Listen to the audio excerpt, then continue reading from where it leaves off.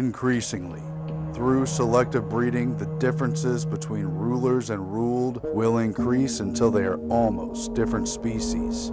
That's what mathematician Bertrand Russell said, capturing the predatory dominance behind the spirit of the eugenics movement. The vision was to transcend man. What nature does slowly, humans could do swiftly through genetics.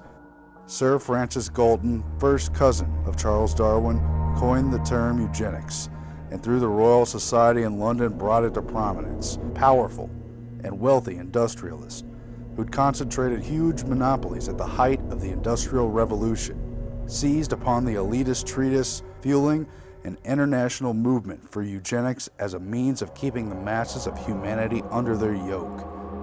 Human labor lost value under the rise of technology. Life had become cheap, as an emerging scientific dictatorship made man a mere cog in a vast machine. Eugenics became more than just a policy to guide reproduction wisely. It evolved into many branches of control under state power. From eugenic sterilization laws in the United States and Britain, to the extermination policies of the Nazis and other dictators, to controls on the use of resources, carbon taxes, and the number of children families can have, the New World Order emerged from the shadows, and the state religion of population control became an all-out war against the individual and family. Good evening, I'm Aarron Dykes, and this is another Infowars special report. Tonight we're going to go in depth and look into the eugenics movement and what it means for our modern society and how we came to be mere pets in this system which seeks total control under the New World Order. What is eugenics? It's an elitist philosophy for a transhuman man which leaves behind the husk of the underclass. It's a way to wipe out the regular man and devalue human labor. We've reduced ourselves to being nothing more than inventory in a complex system under this nation and under this global treaty. There really is population control in the literal sense going on this planet, and we're tagged, traced, and numbered. Everyone knows about the complications, the risks, and the horrifying nightmares produced by RFID, tracking technology. What will happen if we have a chip under us? Facial scans, iris scans, recognition. Where did that all come about? To find out, we have to go back to the roots of the modern eugenics system. Back in 1883, when Sir Francis Galton, cousin of Charles Darwin, coined eugenics and made it a movement that would transform our modern society, especially in the Western world. Francis Galton developed the first system of biometrics, including fingerprints for criminal identification. He also developed supposed theories for racial hygiene, for improvement, for supposed positive eugenics, where the elites could breed and expect to increase their fold. Instead, his family, the Huxleys and the others who bred with him, disintegrated into halfway intelligent and halfway just disturbed human beings with lots of problems.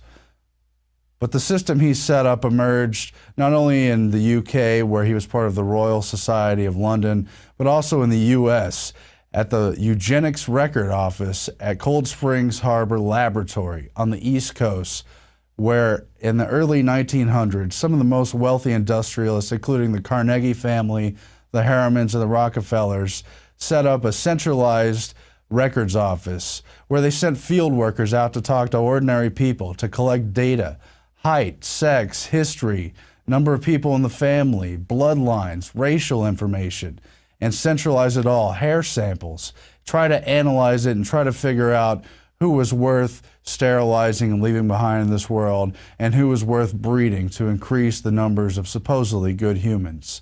The use of IBM developed Hollerith punch cards started being used in 1890 for the first U.S. census using modern scientific technology.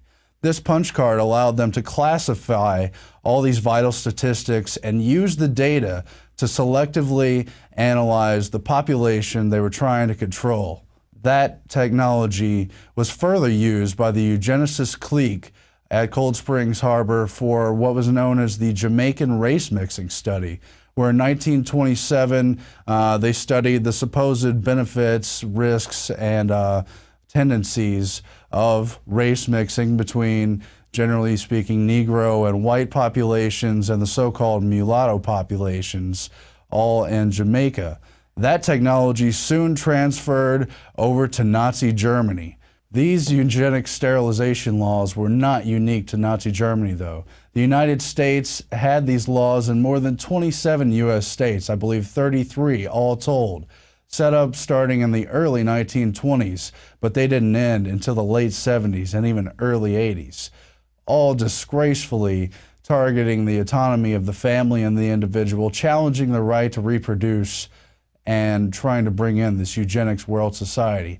For a little more perspective on how bureaucracy became so tyrannical, let's look at the quote from Carroll Quigley, historian for the elite and author of Tragedy and Hope. He said that the modern man, the 20th century supposedly democratic man, will in general have his freedom and choice controlled within very narrow alternatives by the fact that he will be numbered from birth and followed as a number through his educational training, through his required military and other public service, through his tax contributions, through his health and medical requirements, and his final retirement and death benefits. Carroll Quigley warned us, or was simply observing, that we are a number from birth to death under this eugenics New World Order system, which is a centralized control system using the modern industrial technology. How did this become so dangerous? Well, it was the elites, including those who were already dominant and those who became dominant at the height of the Industrial Revolution, who established these super monopolies, which we know, the Rockefeller oil monopoly, the Carnegie steel monopoly, and the Harriman railroad monopoly, very emblematic of that. They paired up with the rising collectivist models, not only socialism and communism, but fascism, Nazism, which is National Socialism, and also the kind of New Deal set up under the FDR system and other similar systems. We continue in one version or another of that system today. We have our Social Security numbers and all the other things just mentioned by Carroll Quigley. So we have baby's blood and databases. We have the Human Genome Project, which tries to analyze our racial data and draw conclusions and supposedly provide a more promising future. But what else are they using that for? And why does this collective model become so psychopathic? Let's look at a naked statement from George Bernard Shaw, a leading Fabian socialist who led the promise of socialism, which may sound like a good idea, they're going to take care of you, but look at that logo behind him. That's a wolf in sheep's clothing. He wasn't talking about a friendly socialism. He was talking about how under socialism, you would not be allowed to be poor. You would be forcibly fed, clothed, lodged, taught, and employed whether you liked it or not. But if it were discovered that you had not the character and industry enough to be worth all this trouble, you might be possibly executed in a kindly manner. But whilst you were permitted to live, you would have to live well. But however you lived, you would be a cog of the state, servile to this centralized system. Now, today we have the post-World War II United Nations system, which itself has branches. UNESCO, the branch for education, science, and culture, headed by eugenicist Julian Huxley, who's from that original eugenics family, which included the Darwins, the Galtons, and T.H. Huxley, who was the elder grandfather of the author, Aldous Huxley, and Julian Huxley, the first head of UNESCO, also a transhumanist. You also have the United Nations Population Fund, which makes gross characterizations and recommendations, especially in developing and third world countries. You also have mechanisms like the World Bank and the IMF, now in the present day, using loan availability to supposedly improve and develop these countries as a condition to meet population reduction goals. Yes, there are population reduction goals, and the deep secret is that there's a global population database apparatus in use, not necessarily centralized in one location or another, but continued through the philosophy of these eugenicists and the collectivists, used today in our bureaucratic systems, but also used to analyze our supposed racial data and our supposed worth as human beings. We're looking now at a chart of the top foundations who were giving to population control causes in the year 2000.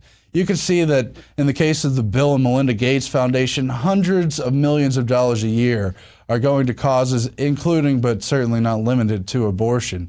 You also have other top technocrats like the David and Lucille Packard Foundation of Hewlett-Packard, the other computer company, also giving hundreds of millions of dollars. The Ford Foundation, the Hewlett Foundation, the other half of HP, the Rockefeller Foundation, MacArthur, the Ted Turner Foundation, and the George Soros Open Society Institute, all contributing to overt and covert population control causes, especially in the developing and third world. Now let's take an even closer look at the Rockefeller Foundation, a prime example in the modern day eugenics movements. They were, of course, very powerful industrial family, of course allied with even bigger families like the Rothschilds. And they learned that their oil empire was hated, especially in America, in the early parts of the 20th century. They were funding the birth control movement headed by Margaret Sanger. They were also funding the Nazi Germany Kaiser Wilhelm Institute, which was a huge vehicle for the entire Western European eugenics movement. They were further funding social engineering through many of the universities, including Caltech University in California, where they sought to use the early eugenics even before they discovered the full potential and exact mechanism of DNA, at least officially. And they were using some of the most famous scientists in the world to pursue research and development towards the biochemical engineering of man, to remake him into a compliant and willing servant of the state. They were literally using the emerging genetics and DNA information, what they knew about breeding in the genome, to produce the sort of citizens they wanted in what was already becoming the post-industrial world. You see, after the rise of machinery and centralized technology, the modern state, human labor lost its premium. It wasn't worth as much. And you look at where we are today in the 21st century with everything robots and nanotechnology and the sort of Ray Kurzweil vision of the future promises, and you can see that human beings as we know them, especially the masses, are not considered to be worth any more than the papers on this desk. They're just scenery, something to be kept if a good socialist government wants to keep after them, or to be just ruthlessly exterminated under this eugenics system. So the Rockefellers have been part of that, and even after the war, they used the environmentalism vehicles, the carbon tax vehicles, and especially the vaccines and genetically modified food vehicles to target humanity from the perspective of his biosphere and from the perspective of within his and her own body. It's disgusting, ladies and gentlemen, but we could see that this global apparatus, which is tracking the population and seeking to control it, has been all over the world in an organized manner. So right now we're going to go to a clip showing you how the family planning vehicle, which sounds quite innocuous, contraception, kind of somewhat reasonable choices and reproduction, became a vehicle of tyranny. Let's go to that clip. And since the war, industrialists have been taking a deep interest in fertility control. As a part of industry-sponsored programs, health and welfare specialists go to workers' homes. Gradually, these programs break down shyness until at neighborhood meetings, birth control instruction begins. The government discusses it openly in magazines, newspapers, and films. Aided by interested industrialists, by a wise government, and by their own educated choices, they are deciding to keep families small. This is one of the few rural-based family planning programs in the state of Madras. Using posters and other aids, Padma describes the problem in personal terms. Family planning may be the key to solving India's food problem. Fewer children mean more money, which means more food, better clothes, and education, even more love. China is now conducting an intensive family planning campaign. Parents should have only 2 children, with a recommended spacing of 4 years. propaganda work is necessary to counteract the pressures from grandparents to have more children. In China, family planning is not only a personal matter, but a national concern. Messages are broadcast over radio and the ever-present loudspeaker. This midwife keeps records for every family in the brigade, indicating which method of contraception is being used. Here, she explains a record book for IUD insertions. Barefoot Dr. Xiao Shu delivers a once-a-month birth control pill that is being tested on her commune near Shanghai. The factory's barefoot doctors keep track of the women's menstrual cycles and deliver birth control pills at the proper time.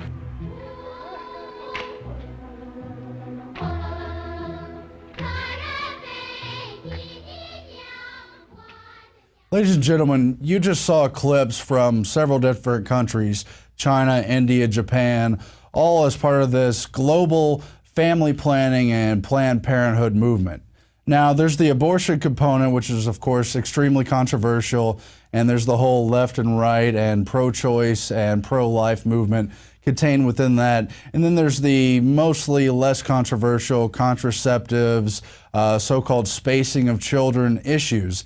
None of that is the direct issue. The real issue is that these industrialists have taken the official overt United Nations UNESCO vehicle and inputted their personal agenda into it. You see, the Rockefellers had the Population Council started in the mid-50s by John D. Rockefeller III, brother to David Rockefeller and Nelson Rockefeller, the former vice president.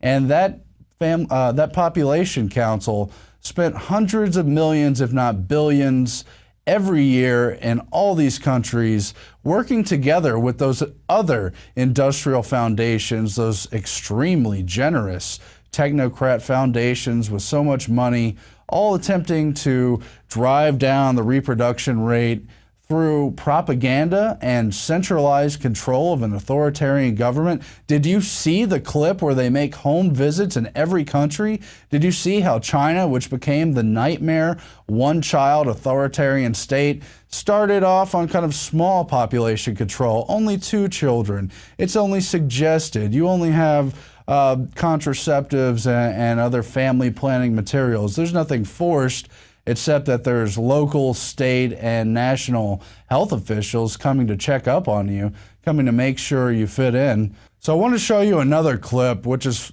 of Taiwan and its particular family planning case study. It parallels directly with this UNESCO document, which came out in 1973, Mass Media Family Planning and Development. You just saw in the other clip how they admit they're using propaganda centralized at the state control to implement and pressure the population to adopt contraceptives, abortions, sterilizations, and other means of keeping down the population. Now, when countries like China get out of control, you have to also look at countries like India, which were sold on the soft approach, but then all these abuses happened afterwards. There were compulsory sterilization. There were mothers who were not informed that they were getting sterilized. There were camps where they took women and sterilized them en masse in India. There were other abuses in countries like Peru, Indonesia, Mexico, where social workers and eugenicists had targets for the number of people they were supposed to sterilize per month or per year, and they received cash rewards or little medals to coerce and lie to the masses, the people, the indigenous populations, and the uneducated, illiterate mothers, and to sterilize them and end their line forever. Let's go to that clip now and see what the soft approach looks like. But don't forget what the tyranny looks like too. Again, family planning by the Population Council, Rockefeller created and sponsored. Mr. S.M. Keeney, who has helped with the development of IUD programs in Taiwan, Turkey, Korea, India, Pakistan, Philippines, and Thailand. The application of the widely publicized Taichung project to the island-wide family planning program. The neighborhoods were divided into areas where personal contact was made with the wives and both husbands and wives. After the training, Mrs. Lin is ready to start work. Her first stop is at the Township Registration Office. Here she collects the names and addresses of all the married women, 20 to 39, with 3 or more children, one being a son.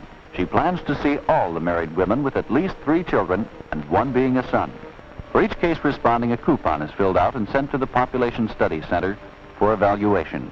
The coupons are hand tabulated. Such factors as age, education, number of children who referred the case, and location are tabulated. The Population Study Center conducts an island-wide fertility survey, a follow-up sample of loop acceptors and coupon holders, and other studies which evaluate the national program.